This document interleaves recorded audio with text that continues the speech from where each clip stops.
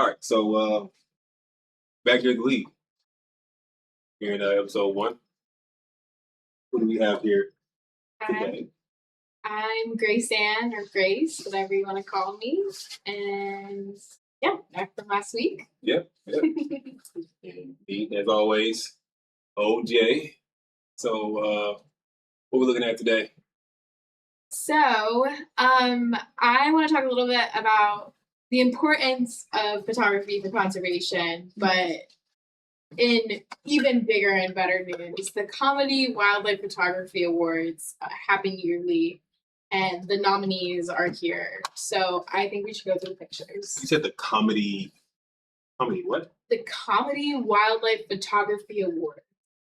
Comedy wildlife Yes. photography awards. So people submit photos that they've taken of wildlife that are particularly, I mean, really, it's kind of anthropomorphic. I think generally we find animals doing human-like things silly, Yeah, which is kind of the focus, but they're fun to look at.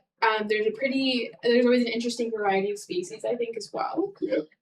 Um, and it's kind of a fun way to look at, the importance of media in our field. Yeah. Yeah. Okay. And they send this stuff to what? To who? So they send it. I think the competition is actually through Nikon. Oh, like the camera company. Yeah. Oh, okay. So That's like, yeah, I believe it's through them. But if you go, should we go from the beginning of them? yeah. Let's see. Oh wait, it's today.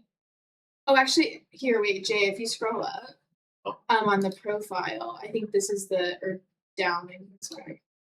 we're down this way. No, up Oh, all the way. Sorry. oh, Yeah, it's a Nikon Comedy oh. Wildlife Award. Um, yeah, so really cool. I don't know what the award is, but uh, but yeah, this is a really cool idea. This is definitely one way that they definitely get people to continue to buy their cameras. Oh, So absolutely, keep absolutely. they can keep you know selling them and Oh, whatever else, give people a reason to go out and use the cameras and stuff. 100%. It's really interesting. I wonder if they put any money towards, which I'm sure they do, maybe for like tax reasons Yeah, towards the conservation of these animals.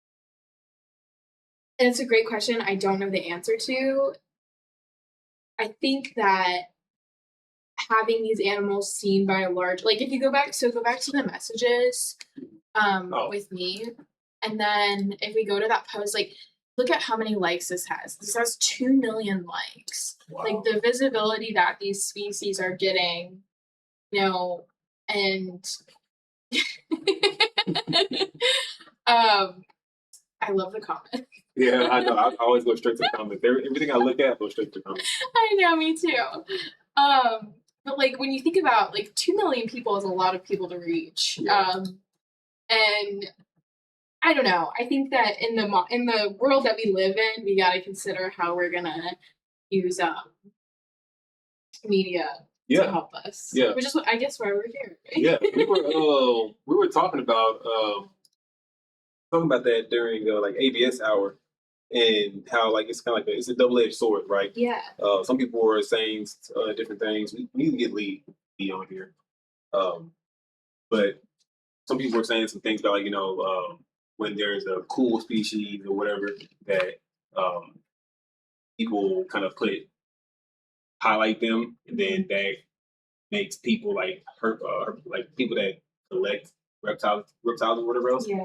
to go out and find it, and they go and get it. So it's like it's a double-edged sword Absolutely. because it's like you expose the the creature, then now it's in harm's way, as a or commodity. poachers. Yeah. So, but I am on the camp. I understand both sides of the camp, and I agree with both sides of the camp. But because of how interconnected the world like this stuff is becoming, um, I think it's as scientists, and conservationists. Like I explained it this way. Basically, there's a higher level of thought, which is like more taxing on the brain. Uh, requires more energy to like. I think I quoted some. I hope I wasn't wrong, but like somewhere like maybe 2 to 3% of people all around the world actually get PhDs, have the ability to focus that long on something. Um, and these are the people. The PhDs are the people who are on the edges of knowledge of everything, bring that knowledge back with like publication. Um, but this lower level of thought, which is at a high level, which is energy, takes a lot of mental energy to achieve that. Like to be the bigger person, it takes a lot more energy than it does just let yourself run rampant, right? Um, and there's this lower level of cognitive space, which is like doom scrolling or just like that dopamine hit or just keep scrolling and scrolling and scrolling and just kind of feeding your brain a bunch of nonsense involving yourself in delinquent activity. Right. All types of stuff is associated within with that realm psychologically, that lower cognitive space. Because this is easy to do, right? And so with social media, with how interconnected the world has become, um, social media has now become our social space. Yeah. It's our it's it's our what they call it, kind of like it's our town square. It's our foyer. Yeah. It's our playground. Yeah. All the different places. It's our sandlot. Yeah. So this is the way in which humans nowadays, not all humans, of course, the most majority of humans um, interact and communicate with each other. Right. And so it's a competitive space, but because of the nature of social media, being behind a camera, just posting something and just typing a little snippet or whatever, leaving comments. It's inherently social media is inherently a it occupies that lower cognitive space. And so since that's the arena, Mhm. there's a bit of cognitive therapy in which us people on the higher, not saying that we're better, but like we spend our time, we spend most of our energy in a higher cognitive thought process, which is why we are where we are. Um, and so we normally compete up there, trying to talk like it creates this barrier between like talking about conservation or um, uh, anything with science because we're using all these technical terms, all this abstract thought. Yeah. It's just hard to grapple because you have to really garner all of your mental energy to really hold these things in mind. It's tough for everybody to do. And it creates that barrier between science and the rest of the world, basically. Right. And so since social media is inherently the that's the arena is in this lower hemisphere of cognitive thought where lower lower lower thought processes dominate. Mhm. Um, it's a arena in which we're not adapting well to. We come from up here, so we come down here. Let's post all this about doom and gloom. Let's post all this about if we don't turn around now, the Earth's going to explode. Which those things, it's true, right? I understand it, and that's what drives a lot of policy and everything, and like people, and like shock people and scare people into funding research and everything, or funding conservation. Um, but I think it's a bit maladaptive. That's the point I was making in the ABS, where like it's it's maladaptive because we need to be modular. We need to be able to be multimodal. You know, where we could still compete in that lower space, Right. in ways in which it can lead people or motivate people to that higher thought. Yeah. Because it's not that they can't do it; movies do it very well.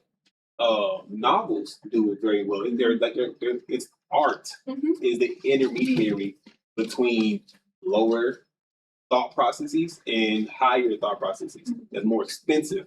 Uh, and art is that in between where like someone can like just read simple words, Yeah. right? And oh, that's a nice story, and then that makes them feel something, right? Makes them feel empathetic. Empathy is up here, you know. Uh, appreciation for something that's greater than you, you know. All these things that make humanity beautiful are all up here.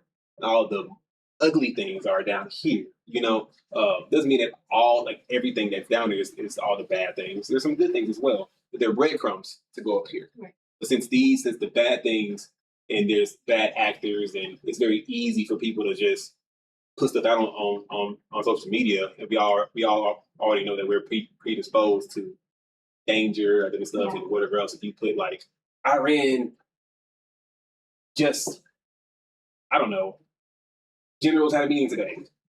Oh, what did they have a meeting about? Are we going to war? Right, Yeah. your mind just goes because that's like Right. a lower. Its fear is a lower level concept. Right.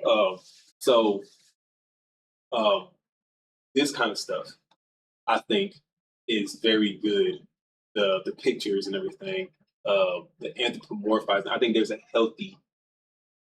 It takes some skill, Yeah. but there's a healthy. It needs to be multimodal as scientists and competing. And creating a connection. Yes. Yes. Competing in that lower space. This is like a lower space thing where people can be like, oh, that's funny. Yeah. And funny is also in that lower, right? You can use that, right? Storytelling. I like storytelling. Packed with so much information, and these are things in which people like me and you, which drove us to come and get PhDs, master's degrees, and be warriors for conservation. Yeah. Right. So these are the things that like these are the sparks, these are the embers that grew into the fire that we are. Absolutely. I will also say I don't think I know a single person in conservation, like colleagues and people that we know, that doesn't engage with photography while they're on, at a field site or studying something. Yeah. It's honestly one of the best parts. You get to look back and be like, well, it's actually helpful scientifically, of course. There's plenty of actual scientific uses for photography. But it's, I don't know, it's a way to relive it. And I also think about the photo art. Yeah. And I forget what his name is. I'm sorry, y'all. It's about Toby Hibbets or the guy who works for Nat Geo, who's been taking photos of like pretty much every animal. Yeah, we have some of them downstairs, right? Yes. Yeah. Yes. I saw Is that what his name is? I didn't know he's working for Nat Geo though. Yeah, so the photo arc is a really cool project. It's like literally just a compilation. It's exactly what it sounds like, right? Yeah, Noah's Ark with photos. Yeah. So there's also that portion of it too, where like we can conserve some of these species by having media and showing them. Yeah. And, I mean, for my master's program, I got my master's in conservation medicine, and a couple of my friends, in particular, my one friend wanted to start a conservation photography class. So we started it. Well, we is heavy. She started it. I participated with one of our mentors in the program, and he like walked us through like how to take good pictures and like what people are looking for and like how you can create emotion. Like these are all yielding like haha funny. But it's really easy to make something look like an ASPCA photo if you put the right filter and the right saturation on it.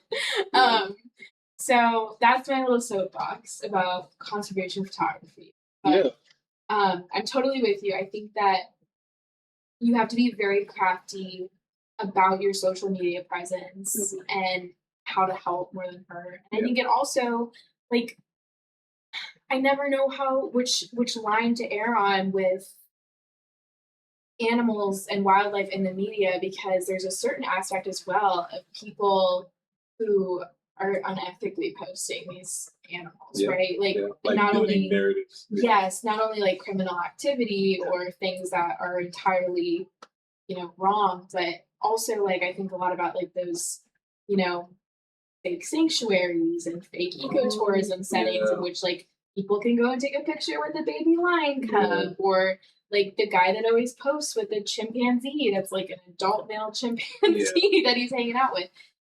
So there's also that too. So the question is like, is it good to put out stuff of wildlife that's Yeah. ethical? Does that help combat that? Or is it just influencing more of that? Yeah, I don't it's know. definitely a double-edged sword. It is. It It's is. like whatever way you slice forward, it's slicing you the exact opposite Yeah. back. You know, uh, Yeah. that's why I say, like, if I feel like it's a bit of cognitive therapy. Yeah. That, like, it's not only our duty now to just go out and find understand the science, Mhm. collect science, Mhm. report it back.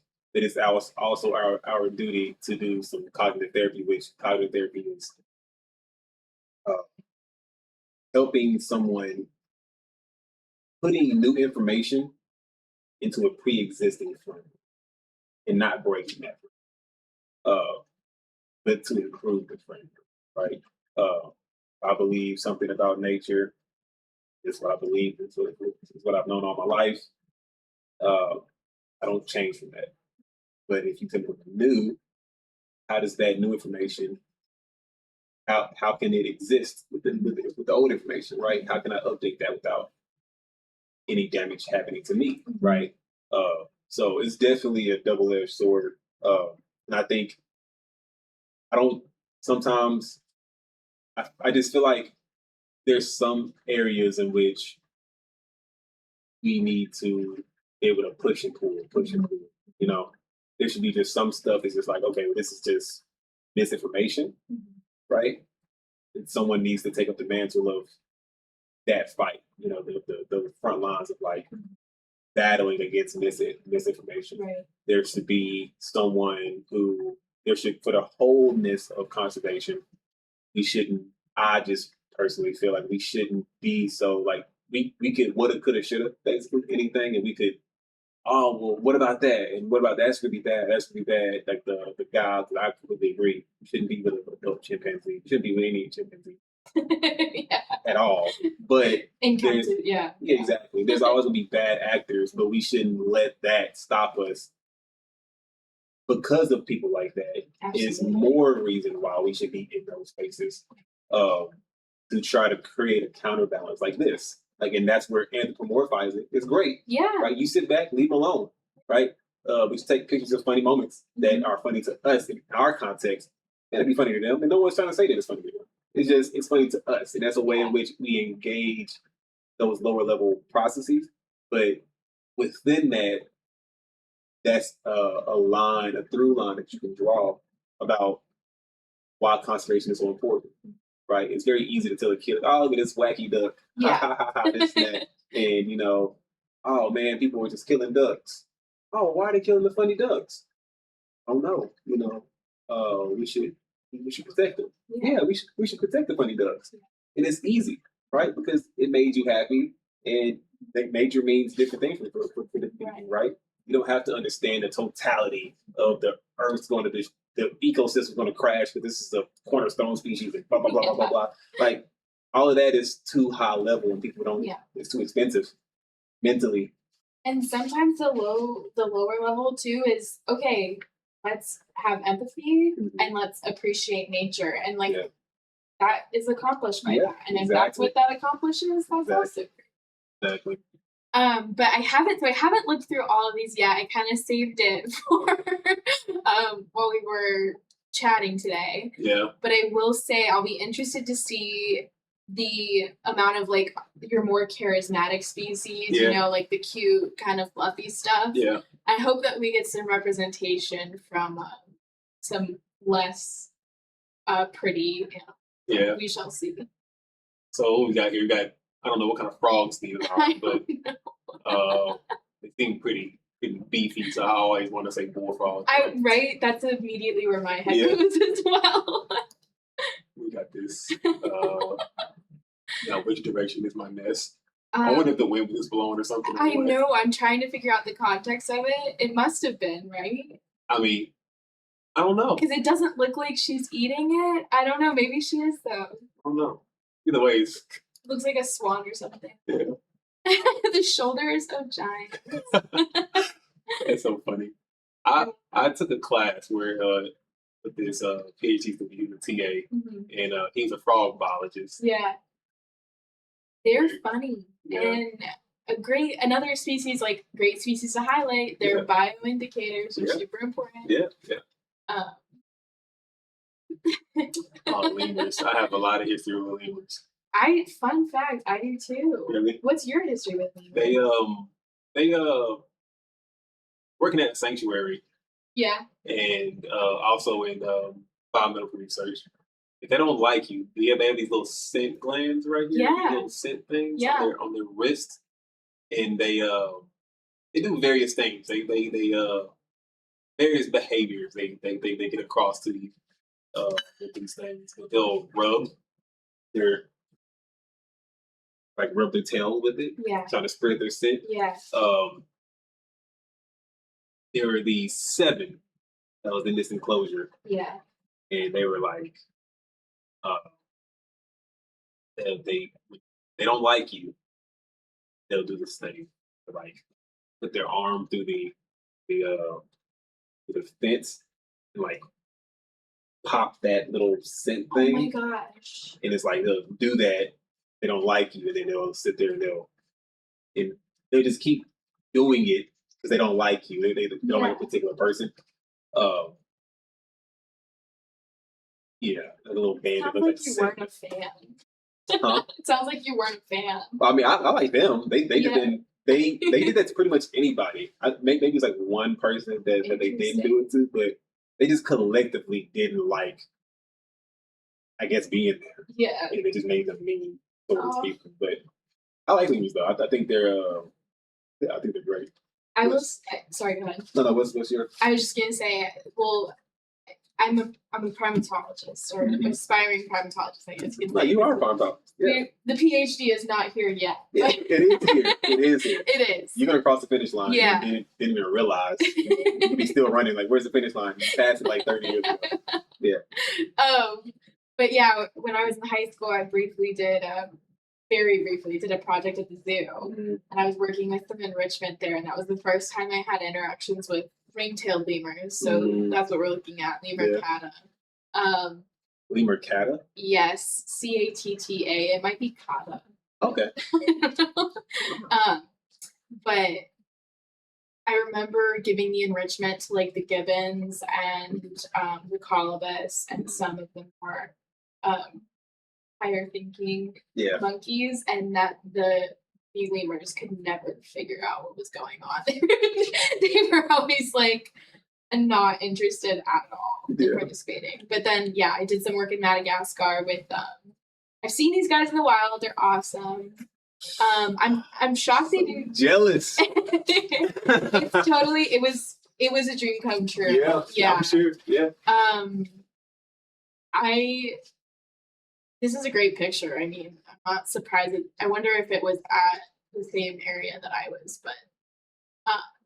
Once it's like, what's going on? I know. I like that. What's up? He's like, I don't know. What's up?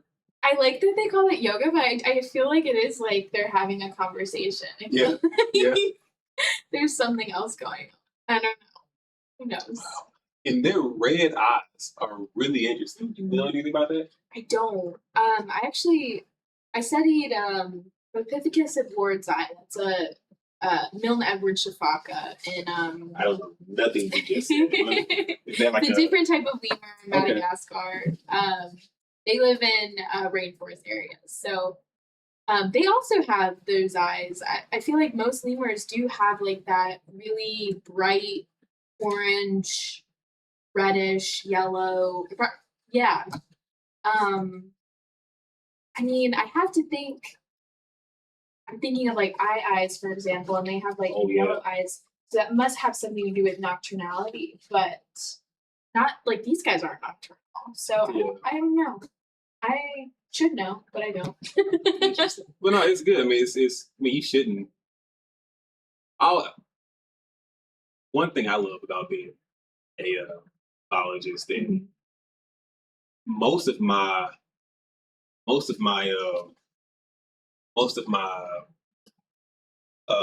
research is with primates.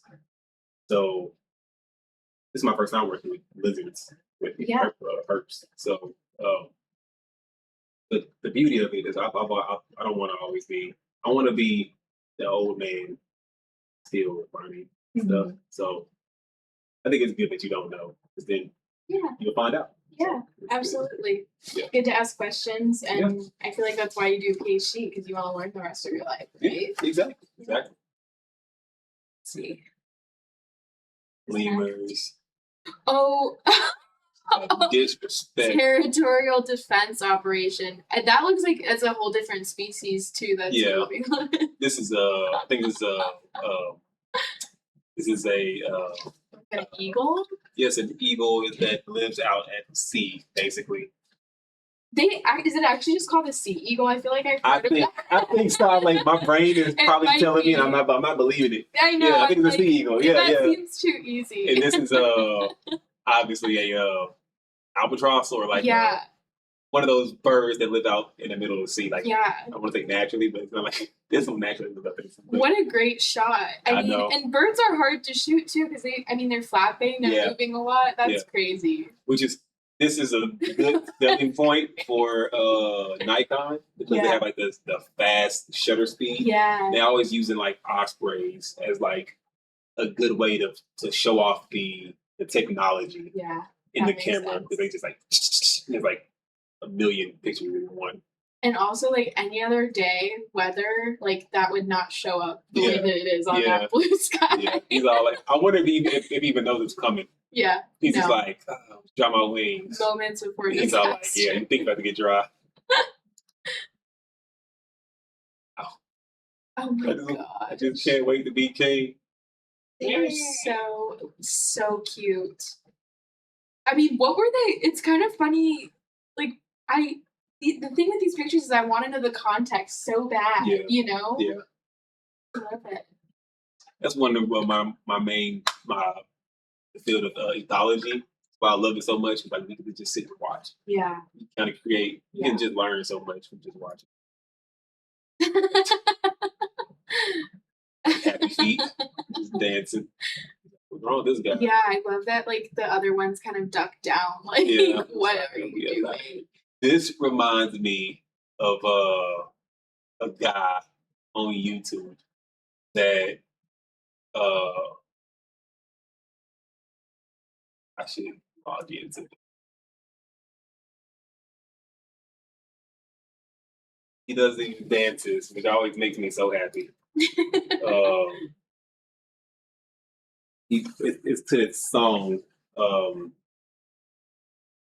Let me put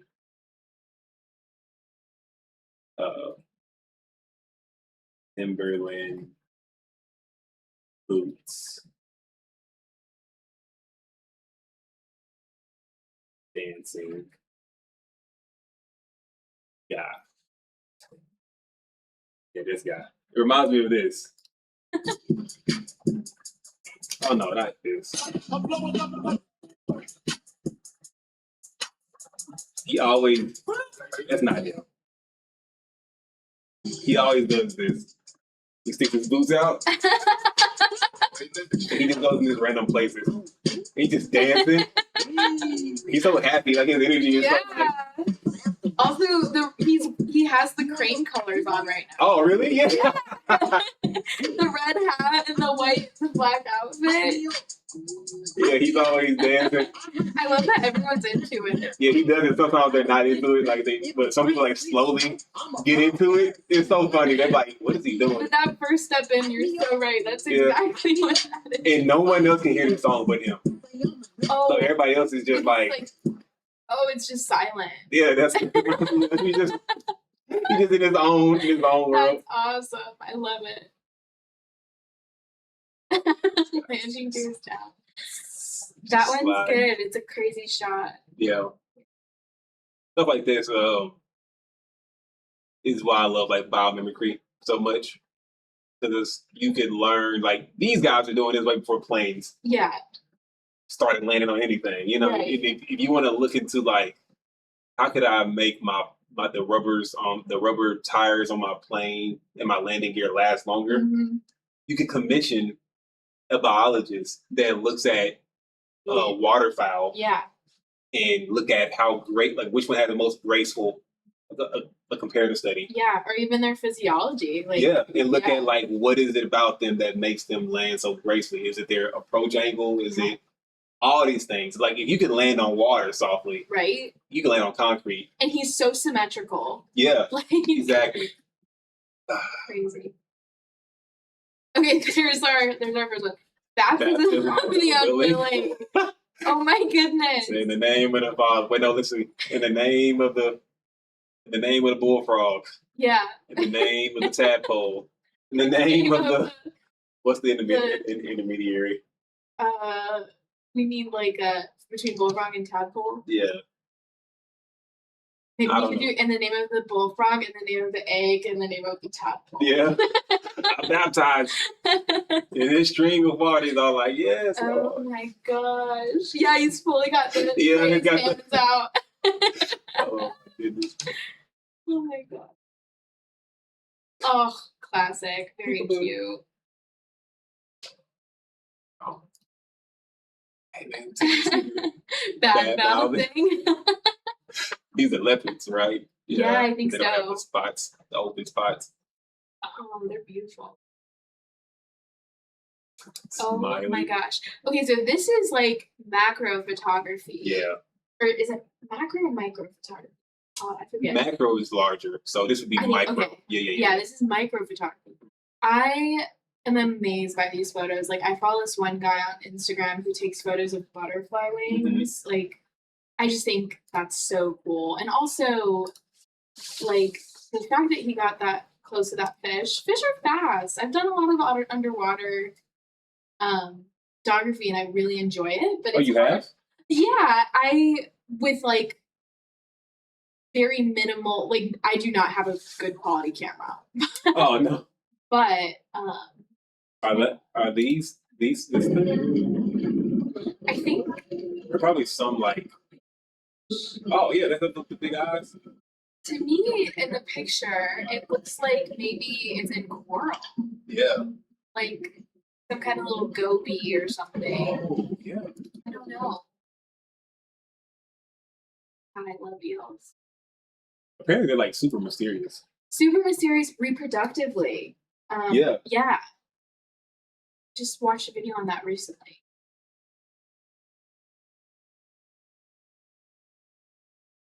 It's in you said it's in what now? Maybe it was in coral.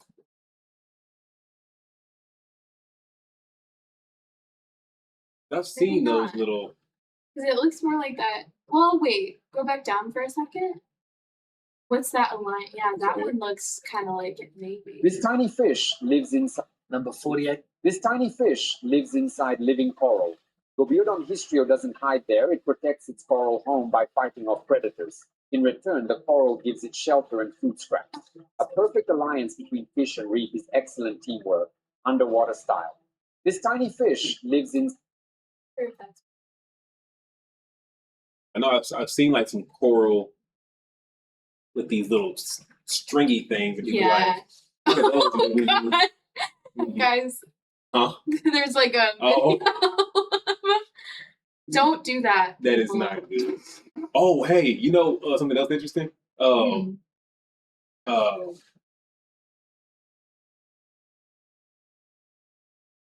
you know about this? Xenomorph.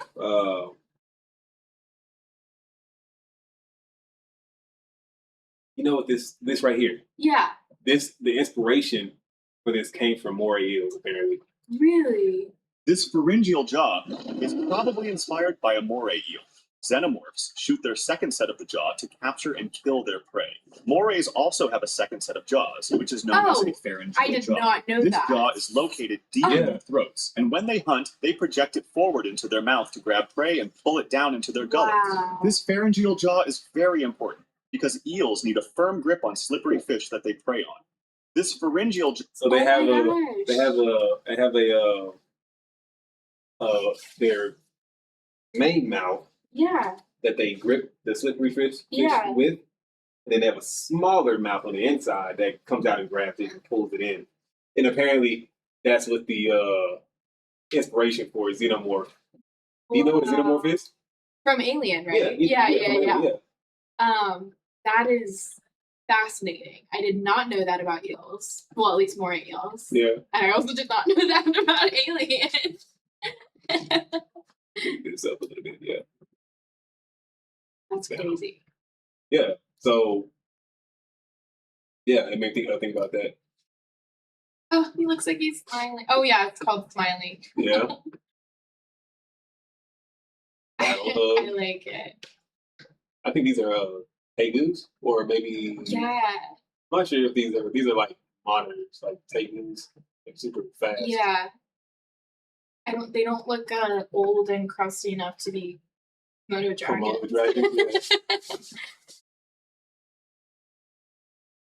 Ooh, that's not how you spell it. I think it's Taigu. T-A-I-G.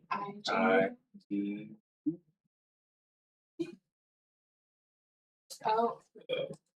Yes. Monet or lizards. Yeah, let's just get that. Yeah, this thing. Oh, look at those. They're amazing. Oh, maybe it's water monitors. Wow. Yeah, I think one of these just escaped in Massachusetts not that long ago. I'm not kidding. And it was like just on the list. Apparently, they're like very voracious little things. Yes. Really good predators. You can say hi, Papio. We've known each other our whole lives. He's known me for 2/3 of my life, and I've known him for his whole life. So I'm like his auntie. Look at him. He's so fun. He's so sweet. I wonder how it feels to hold them. I feel like they're probably super heavy. Outdoor smoking zone. That's crazy. It's like you have to be like in a perfect. I wonder. Yeah, that's coming from his mouth, right? I think so. Wow. I don't know if I've ever seen like No. an animal, like when it's cold and you can see your breath. Yeah. I don't know if I've ever seen that. No, me neither. Yeah. Huh. That's fascinating. Oh, there you go. That's a shafaka of some sort. A what? A shafaka. A chipaka? Yeah, I don't know what species. I can't Is it like a cousin of lemurs? Or it is a lemur. Subspecies of lemur? It is a lemur. Okay, It's a species of lemur. It looks like between an eye and a lemur. Yeah, eyes are also lemurs technically, but Oh, okay. this is. Did you ever watch growing up? Like the Wild Krat Brothers, like Wow. Zaboomafoo. Yeah. Zaboomafoo is a shafaka. He's a Yeah, look him up real quick. the And Zaboomafoo. Yeah. Isn't that crazy? So I think maybe that's a cockerel shafaka in that photo, and maybe also Zaboomafoo's. But yeah. So he's a shafaka. Uh-huh. Let me look at that. How do you spell this? S-I-F-A-A. Oh.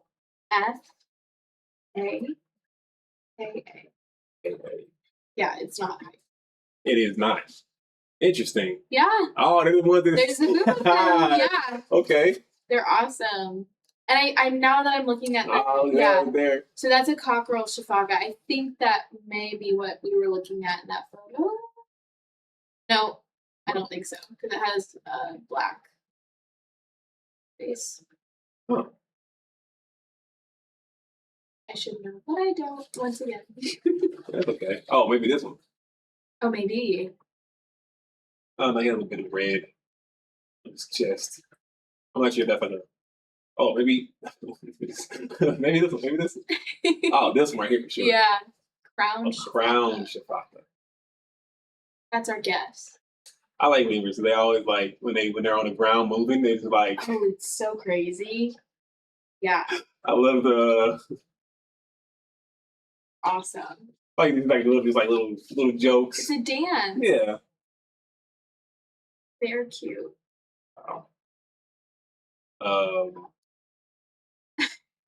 He's like, Uh-huh. make that bug or something. Oh my god, that's a good one. Darling, please stop. Oh my god. I love it. Paint me like one of your forest girls.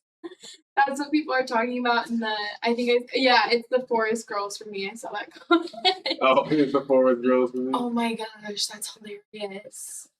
She is posed beautifully. That's a orangutan, right? Yes. The females does have the phalange or the Yeah, so the males the flange males are one of two. So sorry, I'm botching this explanation completely. No, you're okay. So a male orangutan, yep, there's the flanges. That's when they are dominant for a particular mating area, they have high testosterone. Now in the wild, the males that do not have that dominance actually don't have the flanges. Interesting. Yeah. So and they have a little more trouble trying to find a mate. So it's a lot like these things right here. The what are they called? Mandrills. But they have the blue butt. And if they're dominant, their butt's bluer. Yeah, similar. Aren't they? These guys are my favorite. I love them. They're like the perfect intersection between like all the types of communication and the communicative. Yeah. Like they're everything in one. Like like most times, like with it's like this high coloration in what do you call them? Canines. Not canines, but in reptiles. Like reptiles that have like really high color communication. Oh yeah. Like very not high, but very exquisite. Have very pronounced color. Like they don't. That's how they communicate. Yeah. And primates don't really exhibit much color like that outside of just like the basic fur color. And like maybe like skin color, like on the butt or something like that. Yeah, the butt's the big one. Yeah. If there is color, it's normally on the butt. Yeah. But these guys, they're like on that same order of intelligence, like primate intelligence, but a communicative species, but also exhibit this brilliant color expression. That's normally just found like in birds or something like that or whatever. It's also just, I studied dental anthropology for a little bit in monkeys. Mm-hmm. I am obsessed with their dentition. I think that their canines are absolutely incredible. Yeah. Like what an adaptation. It's completely asexual, dimorphic adaptation, but like, wow, they're crazy. Like, look at that. It is. And their skull evolved to have space for all of that. Like, it amazes me. I spent most of my research I've done with olive baboons and Hamadryas baboons, and I was going to go study some Ethiopian bleeding heart monkeys. You ever seen those? No. So first, let's start with. Are you talking about geladas? Yeah. Yes, geladas are pretty much mandrills and geladas are tied for these. That's not how okay. All right. You could have that wasn't that far off. Yeah, you could have fixed it. It just wanted to embarrass me. Right. But these guys right here. Yeah. I'm gonna drive that loans. This one up here. Older. Okay. But yeah, these guys. Yeah, those same big canines. Yeah. And then the Do you want to look up gelato? yeah, gelato. Yeah. Oh, my gosh, they're amazing. Because these guys, I've never heard him called that. Bleeding heart monkeys. That Yeah. makes so much sense, though. yeah, the Look at that lip flip. That's Yeah, what they I know. do. Oh, you talk about like trying to instill fear. so scary. It's like mess you up. It's like, okay, all right, I give up. And then, yeah, I mean, So do you know about their behavioral ecology? a little bit. I know about Do you know about the females have. physiology Oh, of the females that's intertwined with behavioral and it's a thing. tell me. Yes, let's put it over here. Okay, so I'm ready. this is what I was going to look into, and I want to get back into it. So Wait, I'm gonna interrupt you. I Yes. wanted to go oh to the field site to study them. yes, I know a Um, researcher in yes. Arizona who Yeah. goes there. But Ethiopia is tough to get to right now. Oh. And get approval. But continue. We'll Okay. get there eventually. When you do, I'm coming with because Yes. I'm dying to see them. So you have females. There's a female harem, Right. right? There's just a bunch of females, and there's one male. So female, bunch of females. There's only just one male. It's like I'm sure there's a dominant female or whatever, like matriarchal cast. Yes. And then there's always a group of males that hangs out. They always hang out nearby. Now, they're trying to this guy that's with the females, he has the right to make all females. Right. But if he's just not around for whatever reason, he could get kicked out or replaced or whatever. Yeah. These guys are always trying to get in, and mate with the females. The females have babies, so by this one male, Mhm. and they can induce abortion. Really? Yes, so they can let's go to It's like pre-infanticide almost. Yes, yes. So if Wow. they are, if a female is pregnant, it is for the baby outside the womb, right? Mhm. Have female. So a couple things. One, if the seasons are looking like they're going to be a bit skimpy, Mhm. in terms of like resources or whatever, Yeah. they can abort. Yeah. The baby before they have it. If a new male challenges one of the males, I don't know what you call it, the outside males, Mhm. attack and basically outs the dominant male, Right. while a female is pregnant, Mhm. she'll abort the baby.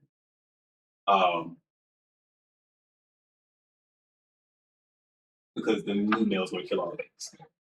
Right. So if a female is holding a baby, he's going to kill Right. it to make sure, no offspring of the last guy.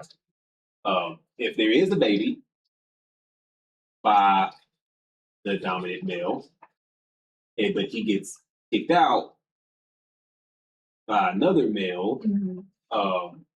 basically the weaning of babies Mhm. that's already been born it's shortened. Sped up. Sped up, yes. Okay. It's sped up, in which they have to separate. They separate from their mom a lot earlier. Right. So that adaptation is a whole thing. So it could be environmental Mhm. as to why they'll abort. It could be because of behavioral, Mhm. in terms of hierarchy is shifted. Mhm. And also the babies that's been born already, either die if they don't, obviously it's like natural selection, right? If you Right. don't, you come in, you're still clean to your mom. The new guy comes in, he's gonna kill you. Yeah. If you're not clean to your mom, your odds of surviving is higher. Right. So those guys continue to whatever. So talk about like these environmental cues and also this visual stimuli and all this neuronal, the psychology of the behavioral psychology of the whole shebang, the whole society Yeah. has developed a way in which females can abort without Biological adaptation. Yeah, exactly. Yeah. I mean, and I've heard of that in other species, in like not primate species, and I didn't know that. That's I've never heard that in any species. I'm trying to remember species I heard of it in, but regardless, I think, and I don't know if I'm remembering this correctly, so I don't want to give misinformation, but Also, I fact think- check me. I'm not sure if Yeah. I'm completely right. everyone should fact check this conversation. Yeah.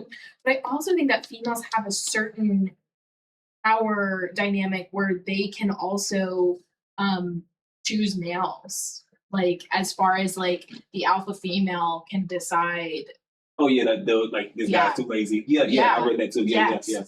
And there's some great Nat Geo and YouTube videos. Yeah, like where they like cheat on each other. Yes. Like they'll Yeah. yeah. It's like imagine like an episode of like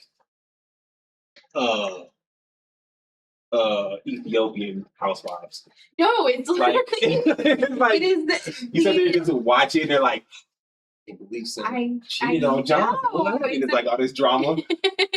and I mean, like, look at them. Like, they're just amazing.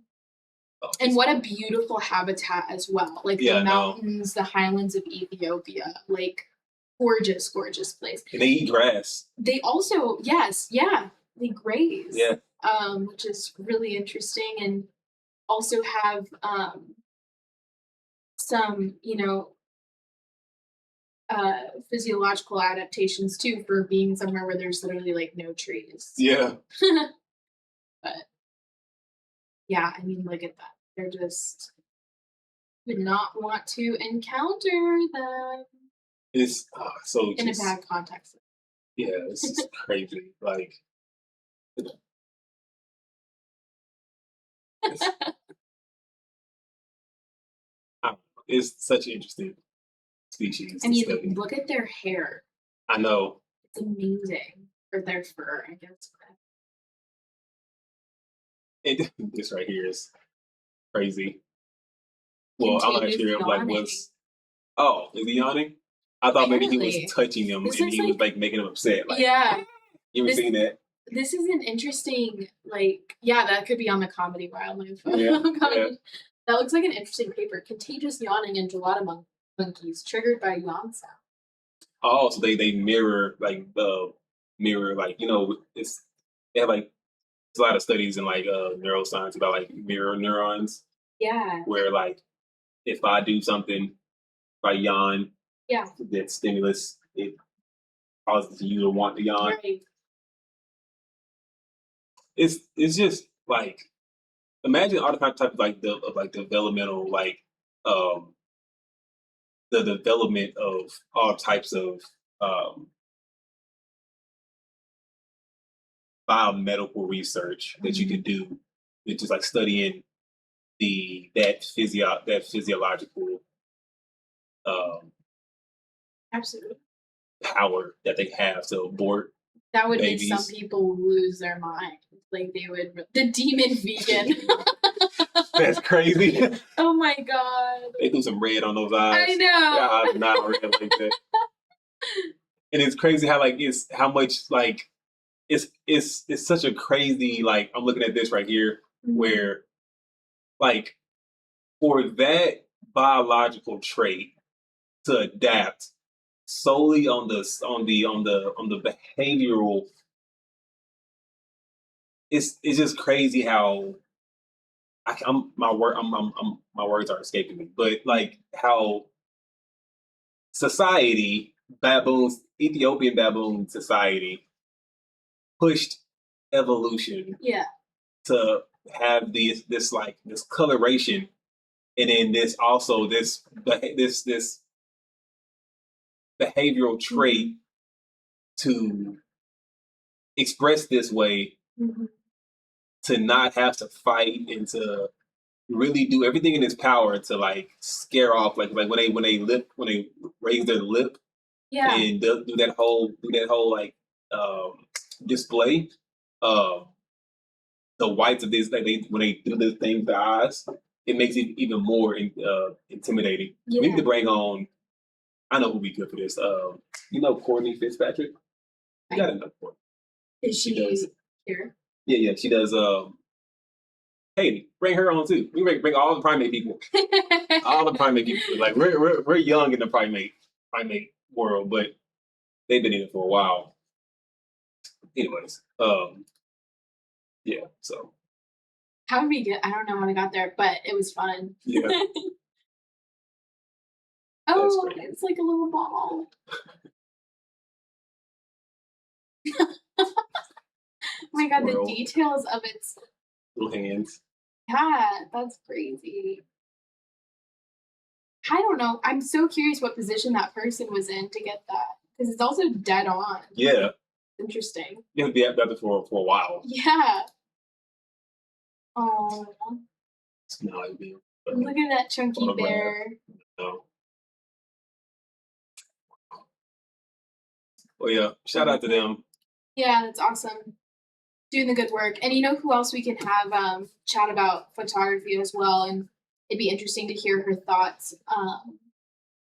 Dr. Stronza has a really amazing photography account. Yeah.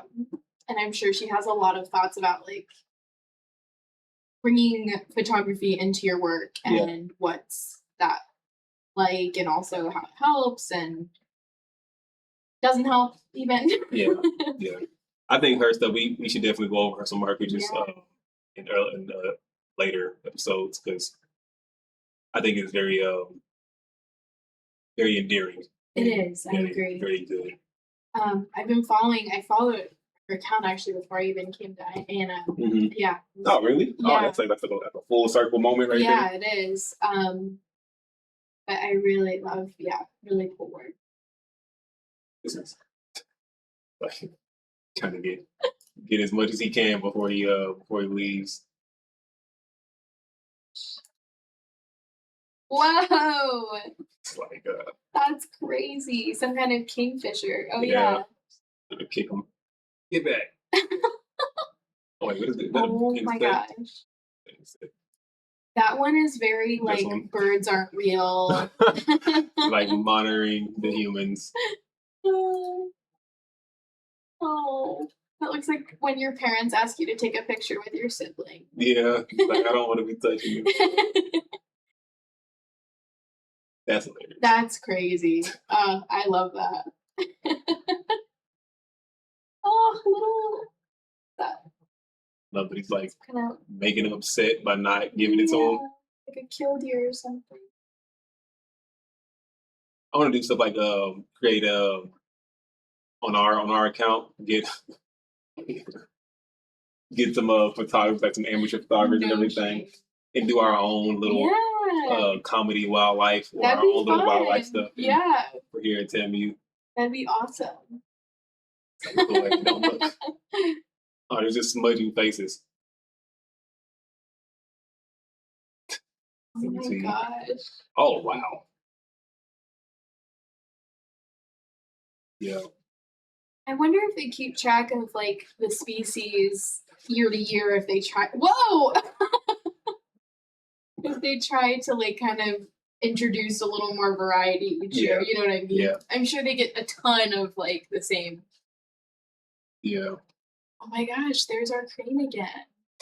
Just made an entrance, coming in, didn't quite stick the landing, but don't worry about that. How magnificent I am. Oh my Great. gosh. Birds are so Next time I want to go over the this thing. It's called Nature's Underdogs. Oh on yeah, I've Netflix. heard of that. Have you seen that? I've heard of it. I haven't seen it. Yeah, it's great.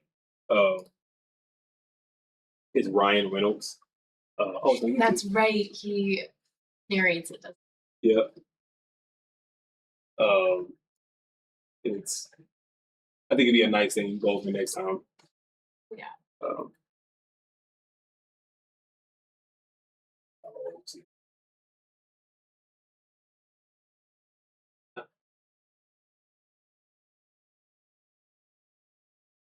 Underground. That's not what we.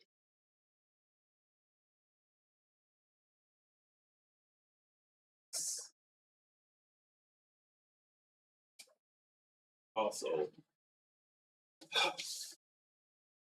Ryan. How do you spell it?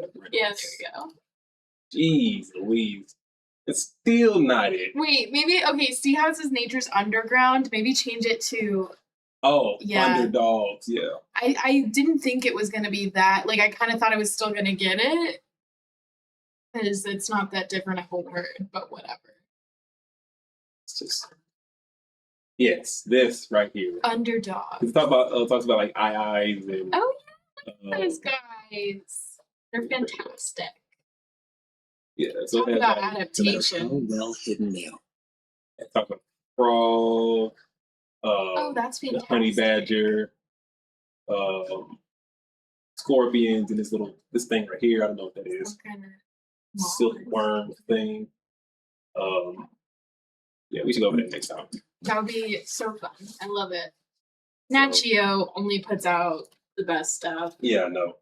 That's why I want our stuff to be an intermediary, because I feel like Nat Geo is it does very good, but it's high production, you know, and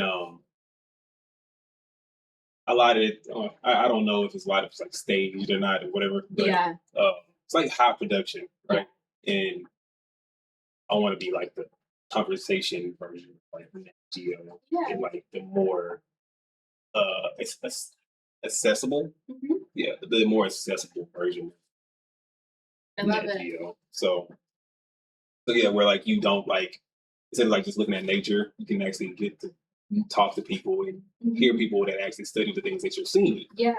That a lot of people just see stuff that they don't realize. Like it's just kind of like a intermediary between just looking at it, but a mix of looking at it and also having a personal, actual personal connection. You know, imagine having a Neil deGrasse Tyson for every animal that you see, Yeah. right? Or every like piece of nature that you see. Like, oh, you know, I Yeah. feel like that would inspire people to Absolutely. go and study. They'll like look you up on the internet, like and stuff. Like, oh, you study this and this and that, and they'll email you and talk to you. Yeah. You know, and it allows conservation to be more in the conversation. I wrote that in the thing. It came to me as like making the conversation more about conservation. I love it. That's perfect. Nice. Anyways, as we end here today, my little paper didn't remind me what to say, but rattlesnake tail. That's like you know, like our favorite prop. You know, like Yeah. the VR version. Yes. Yeah. So today, what we're showing here is our sponsors, also our Instagram. It's just cool because it's like right there. I can point to it. Most people have to like edit that into it. Yeah. But Instagram, go follow us on Instagram on ResGeo. Send us some stuff to look at. And we also have our I'm pointing on the screen right there. This symbol right here. I was like, what is? I was like trying to look. Our sponsor. Yeah. Right. ABS. There. Yes, Yay. right there. Yeah. The Applied Biodiversity Sciences program here at TAMU. So we want to, give a shout out to them and thank you to them. And also over there, right in front of you. Right there, yeah. There we go. TAMU, the ECCB, Ecology and Conservation Biology. That's right. That's where we be. We have been the league National Geographic League. Come back to hang out with us for the next episode. You got anything you want to sign off with? Thanks for hanging out, guys. It's fun to talk about this stuff. Yeah. In one of our episodes, we're gonna do she's gonna be our guest to talk about her research and what she does. She's gonna walk us through, why she does what she do, and all those good things and educate us. So, well, and at one point, you need to go over the whole psychology background and all the other. yeah. She's got a lot of background in all kinds of things. We'll get to me last. Yeah, I'm not. So whatever. We're gonna throw her in the fire first. But yeah, we've been Research Geographic. Thank you for hanging out with us. And like you talked about last time, there's life all around you, and we're not the pinnacle of life. We're a part of the pinnacle that is life. I want to encourage you all, like Neil deGrasse Tyson tells you, keep looking up. Our version, keep looking around. See you guys later. Bye.